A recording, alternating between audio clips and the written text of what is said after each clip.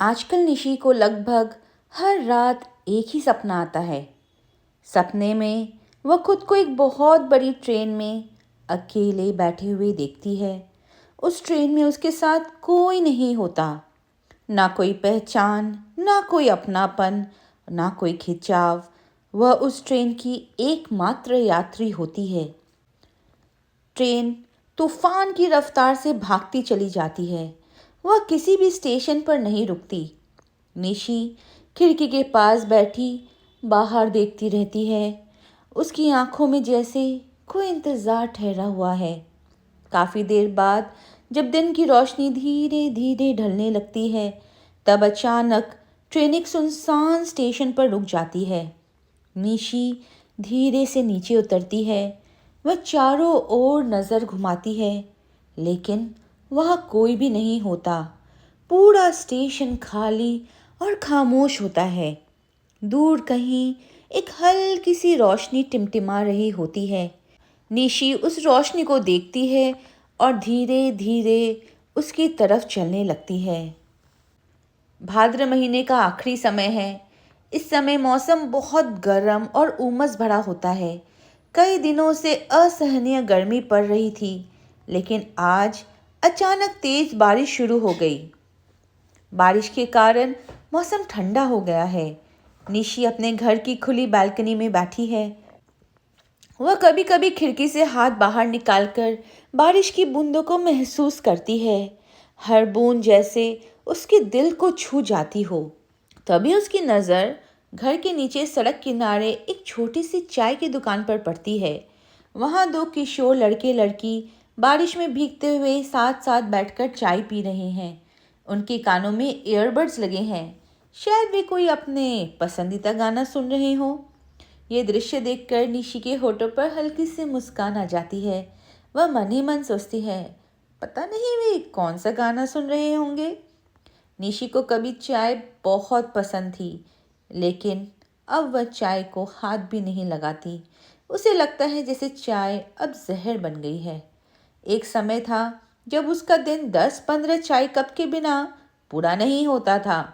उसकी माँ बार बार चाय बनाते बनाते परेशान हो जाती थी, और अगर बारिश हो जाए तो बात ही कुछ और होती थी। बारिश के दिनों में वह फ्लास्क में चाय लेकर बालकनी में बैठ जाती थी। हल्की हल्की बारिश, ठंडी हवा और उसके होठों पर धीरे धीरे बहता हुआ रविंद्र संगीत। रविंद्र संगीत उसका सबसे पसंदीदा गीत था। लेकिन अब वह गाने भी नहीं सुनती। वह सोचती है, क्या वो दोनों लड़के लड़की रविंद्र संगीत सुन रहे होंगे? फिर खुद ही मुस्कुरा देती है।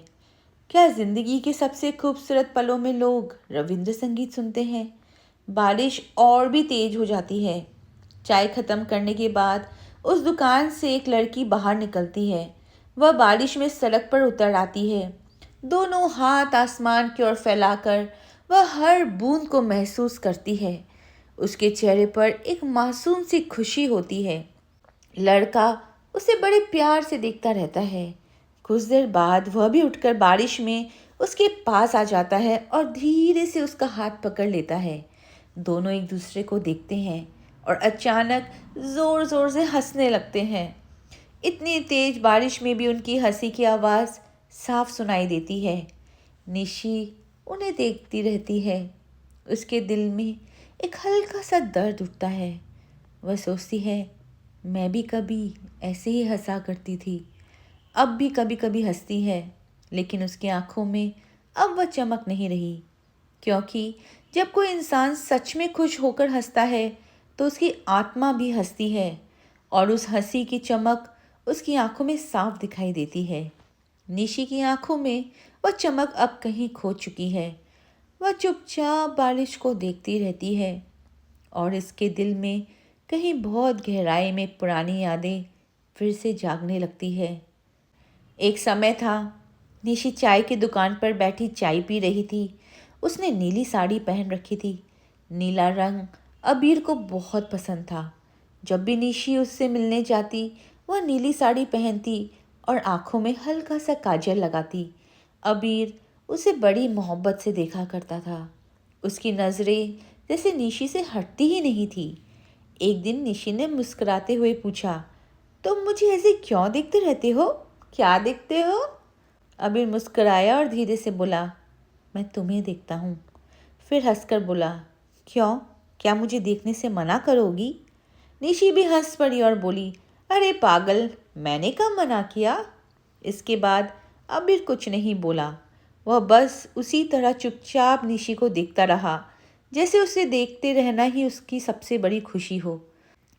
अबीर और निशी की मुलाकात एक प्राइवेट कोचिंग सेंटर में हुई थी। दोनों वहीं पढ़ते थे। धीरे धीरे बातें करते करते दोनों को एक दूसरे की आदत हो गई। एक दूसरे के बिना दिन अधूरा लगने लगा, लेकिन उनके रिश्ते का कभी कोई नाम नहीं था, आज तक भी नहीं। निशी को वो लड़का अच्छा लगता था और अबीर भी उसे बहुत पसंद करता था, लेकिन दोनों में से किसी ने भी कभी आई लव यू कहकर अपने दिल की बात नहीं कही। फिर भी दोनों ने एक दूसरे के लिए बहुत कुछ किया। शायद इसलिए आज तक उनके बीच सिर्फ एक ही बात अधूरी रह गई, प्यार का इजहार।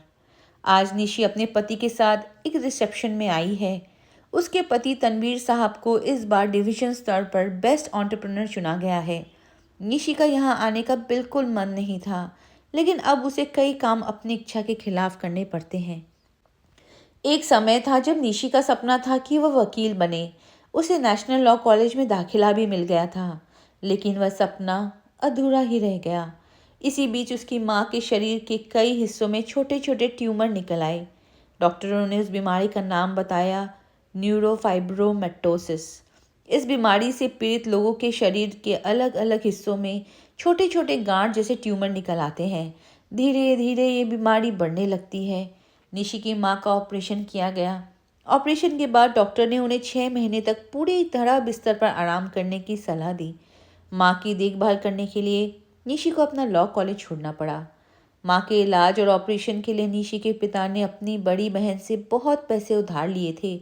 उसी दिन से जैसे उनकी बुआ को इस बात का अधिकार मिल गया कि वह उनके परिवार के हर फैसले में दखल दी।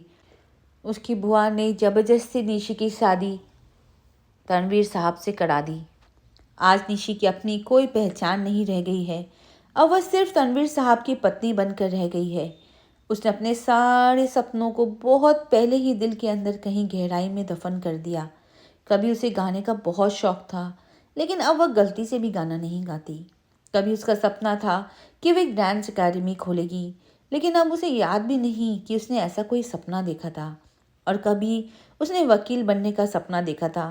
आज वह किसी भी बात पर बहस तक नहीं करती, जैसे उसकी ज़िंदगी एक नाटक बन गई हो और वह सिर्फ एक किरदार निभा रही हो। अब निशी की ज़िंदगी जैसे किसी लिखी हुई स्क्रिप्ट की तरह हो गई है। उसे अब क्या करना है, कैसे करना है, सब कुछ जैसे पहले से तय है। वह बस उसी के अनुसार सब कुछ करती रहती है। असल में रिश्तों को किसी नाम की ज़रूरत नहीं होती। वहाँ आई लव यू कहने की भी ज़रूरत नहीं होती।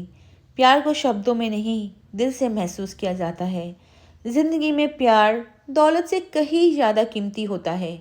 आज निशी के पास सब कुछ है, पैसा, बड़ा घर, गाड़ी, ऐशो आराम, सब कुछ, लेकिन उसके पास कोई ऐसा इंसान नहीं है जिसके साथ वह सर्दियों की धूप में टहल सके, जिसके साथ सड़क किनारे किसी छोटी सी दुकान पर बैठकर कुछ खा सके, जिसके साथ गाने सुन सके, जिसके साथ रात में आसमान के तारे गिन सके, जिसके साथ खुलकर हंस सके।